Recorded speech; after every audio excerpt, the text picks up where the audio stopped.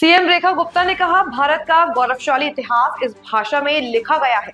हमारी संस्कृति इसमें दर्ज है और इसे दुनिया भर के 60 से अधिक विश्वविद्यालयों में पढ़ाया जाता है। शोध करते समय मैंने पाया कि नासा के वैज्ञानिकों ने भी इस पर शोध पत्र लिखे हैं, जो इसे एक वैज्ञानिक भाषा के रूप में मान्यता देते हैं।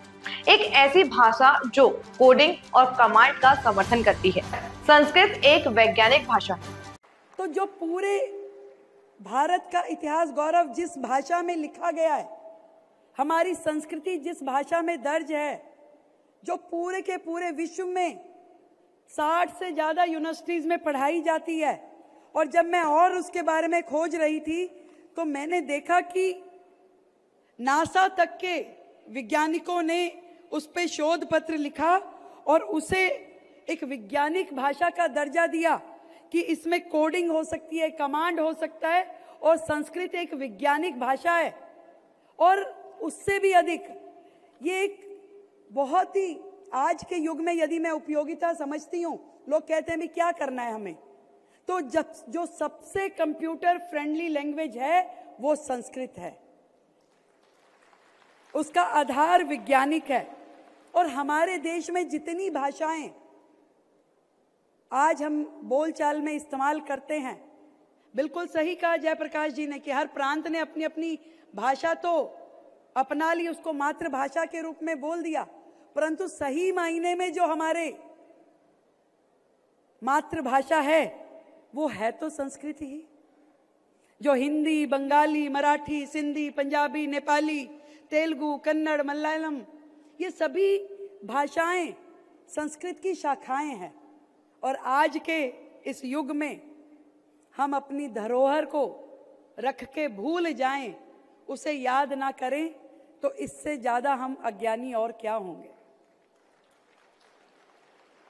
इस धरोहर से देश चल रहा है, विश्व चल रहा है, विज्ञान चल रहा है, टेक्नोलॉजी नई नई आ रही है।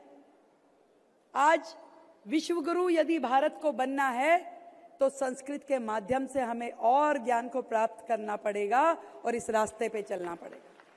मुझे खुशी है दिल्ली सरकार जो संस्कृत के लिए काम कर रही है, हमारी इस बहुत ही सुंदर भाषा के लिए दिल्ली सरकार के स्कूलों में लगभग 750 पीजीटी शिक्षक हैं और 3250 टीजीटी शिक्षक हैं जो संस्कृत पढ़ा रहे हैं हमारे स्कूलों में।